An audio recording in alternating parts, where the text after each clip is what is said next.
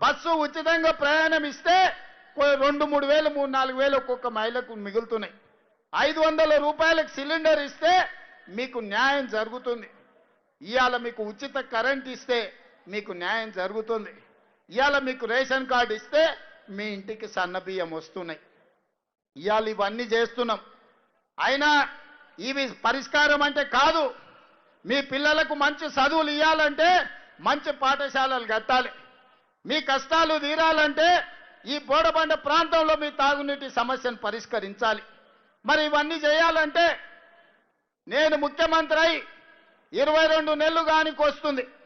ఒక్కనాడన్నా 3 సార్లు మీరు ఎన్నుకున్న ఎమ్మెల్యే అసెంబ్లీలో ఎప్పుడన్నా జూబ్లీహిల్స్ సమస్యలు మాట్లాడిండా? ఎన్నడైనా మాట్లాడిండా? ఎన్నడన్నా వచ్చే కాగితం ఇచ్చిండా?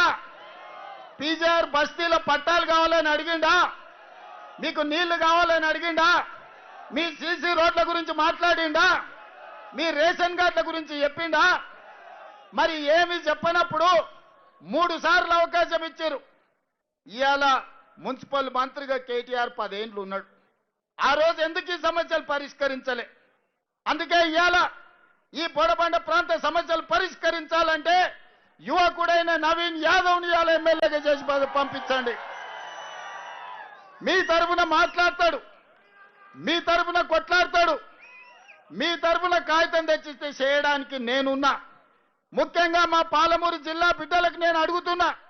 ఇవాళ మీ బిడ్డ ఇవాళ ఈ తెలంగాణ రాష్ట్రానికి ముఖ్యమంత్రిగా ఉన్నాడు. పనులు చేయించుకున్న బాధ్యత మీది. మరి మీ తరఫున మాట్లాడాలంటే మీ తరఫున మాట్లాడే మనిషి మీ ప్రతినిధిగా ఉండాలి కదా.